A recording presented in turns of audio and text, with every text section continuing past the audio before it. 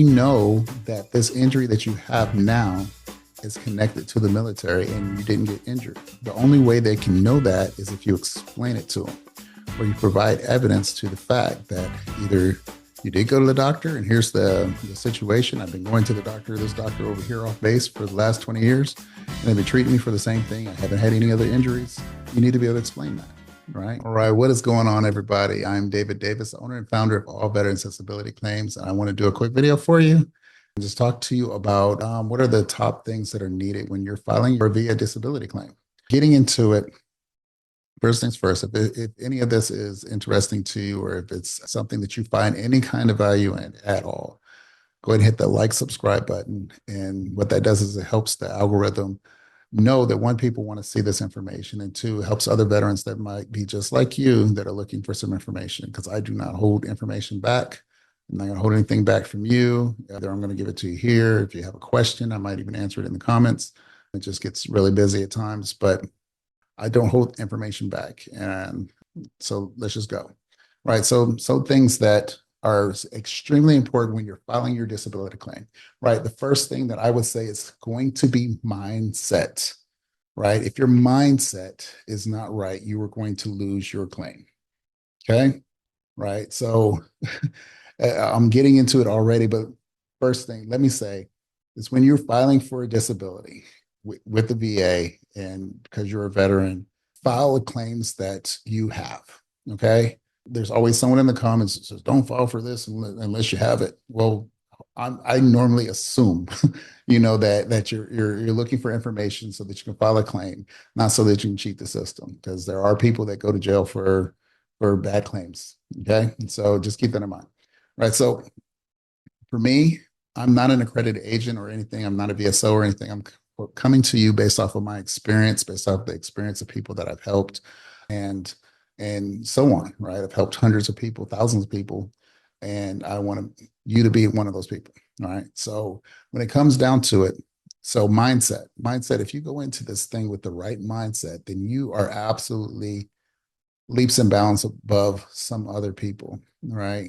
What I mean by that is that if you're thinking that someone is out to get you or they don't care about you or they're not going to take your claim seriously or they're going to be trying to cheat you, if that's your mindset, you're going to struggle. Okay. You're going to struggle. You're going to already think that this, whether it's me, because I'm not a VA person or anything like that, but I've had people call me up and say, you guys don't really help veterans. Like, come on, man. I'm trying to help you. Why are you on the phone with me, setting up an appointment, talking about I don't help veterans? But my thing is, if you have the right mindset when you're going into this, that mindset can't be that someone else is out to get you or that, they're just trying to hurt you. Or they're trying to take something away from you. Right. I get it. That may be the case in some areas. I don't know. Right. And I know it used to be much worse than it is this very second. Okay. So I'm not oblivious to that. It was much worse when I first started back in 2005, 2006. Now it has gotten much better. I'm not saying it's perfect, but it's much better. Right. What you need to understand is just like you're watching this video right now, there is so much information out there. Right. There's information that's coming out all the time that, yeah, some of it's not the best information, but some of it is. It's pretty good information. So if you have access to information, get it, right? I'm on here giving you information right now. Like I said, I don't hold anything back. Take a look at any of my other videos. I'm not shortchanging or anything like that. Yes, I do have a company that I help veterans with, but even when you call and you sign up, if you don't need me, I'm going to tell you, right? If you don't need my company or my services or whatever, I'm like, look, man, you can do this portion on your own. There's no real rhyme or reason to it. If you've never filed before, I might even tell you, hey, are you good with the computer? Whatever the situation is, go ahead and try this on your own.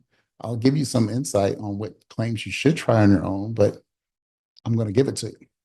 Right? That's just who I am. But when it comes down to it, man, this information is here, right? It's on YouTube. There's thousands of videos on YouTube, probably about the same subject. And then on top of that, you have the 38 CFR, which is the Code of Federal Regulations, chapter 38, part 4, and there's some other stuff that's out there too. But if you want to go and research your specific claim, it's relatively easy to do so, right? You can almost go to Google and say, type in ECFR for migraines. I don't know, whatever your condition is. And chances are it's going to take you to that very section inside of the very large Code of Federal Regulations to get some more insight on that specific claim. But you have to take accountability and responsibility for your claim. That's where your mind has got to be. You got to say, this is my claim.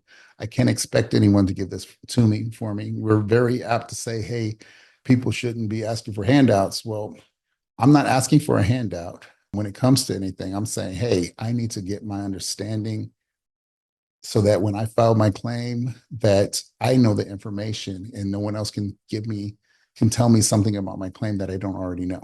Right. So either you come to a company that's able to help you, or you get in there and dig into your information. I'm still going to send you to that information and say, hey, let's dig in and figure out what you need to do. All right. That's just what I do.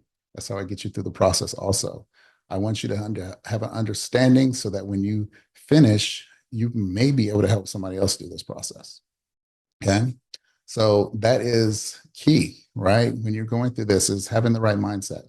And two, the next thing that I want you to understand is that, and it kind of goes along with one a little bit too, is that there's three people that are involved with your claim, right? And that is the rater, who is going to make the ultimate decision over your claim. That is the examiner, who is examining you, asking questions and trying to find out what if this condition can be service connected, if you actually have it, and what are your limitations due to it. And then also yourself, right? Those are three equal people when it comes to this portion. And to be honest with you, you have the larger part. You play the largest part when it comes to you getting a actual rating, getting compensation for your condition, right? It comes down to you having a clear understanding of what your condition is, having a clear understanding of what the limitations are, what limitations are caused by that condition, and you being able to convey that over to somebody, right? It's not just that you have a diagnosis. It's not just that you have some injury that took place 20 years ago. It's that injury that you had 20 years ago or 1 year ago, whatever, is causing you limitations. It's causing you a disability because of that condition, right? And you need to be able to explain what those limitations are, right? If I have a bad shoulder, right, and I'm explaining to somebody, hey, I hurt my shoulder in the military. I had shoulder surgery. They're like, okay, what's going on with it? I had shoulder surgery.